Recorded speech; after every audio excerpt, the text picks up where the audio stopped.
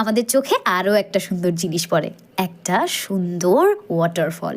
আর খিদের জ্বালায় সেখানে যদি অল্প সময় আমরা কাটাই এবং চলে যাই ব্রেকফাস্ট করতে এই রেস্তোরাঁয়। এখানকার খাবার আমি তেমনটা বলবো না যে খুব ভালো, তবে ভিউ অসাধারণ। আর ভিউ দেখেই আমাদের অর্ধেক পেট ওখানেই ভরে গেছে।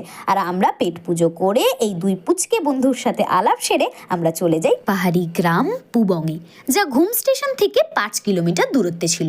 আর ওই যে বাড়িটা দেখতে পাচ্ছেন, ওটা কিন্তু আমাদের হোমস্টে। বেশ হোমলি একটা অ্যাটমসফিয়ার ছিল।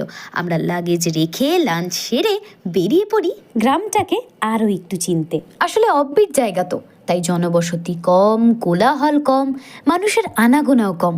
তাই এখানে শান্তির পরিমাণটা তুলনামূলক অনেকটাই বেশি। আর সেটা কিন্তু আমরা পুবংয়ে পা রাখতেই সকলেই বুঝতে পেরে গেছিলাম যে পুবংয়ের পরিবেশটা অনেকটাই সুন্দর। পাহাড়ের আরও একটা জিনিস আমাকে প্রচণ্ড টানে, ওই যে পাহাড়ের গা বেয়ে সুন্দর ফুলগুলো, ওগুলোর কিন্তু একটা আলাদাই সৌন্দর্য আছে। এতই এক্সাইটেড হয়ে গেছিলাম আমি এই ফুল পেয়ে যে পড়েই যাচ্ছিলাম। আমাদের হোমস্টের সামনে এই পাহাড়ের 2 পাহারাদার, এদের সাথে আমার বন্ধুত্ব ভালোই হয়ে গেছিল, যদিও একটু ভয় লাগছিল। এমন গল্পে আনন্দে প্রথম দিনটা এমনভাবে কেটে যাবে বুঝতেই পারিনি। আর শেষে রাতে বাবুদার সাথে এই দুর্ঘটনাটা ঘটে গেছিল, যেটা আমরা সবাই দায়িত্ব নিয়েই ঘটিয়েছিলাম।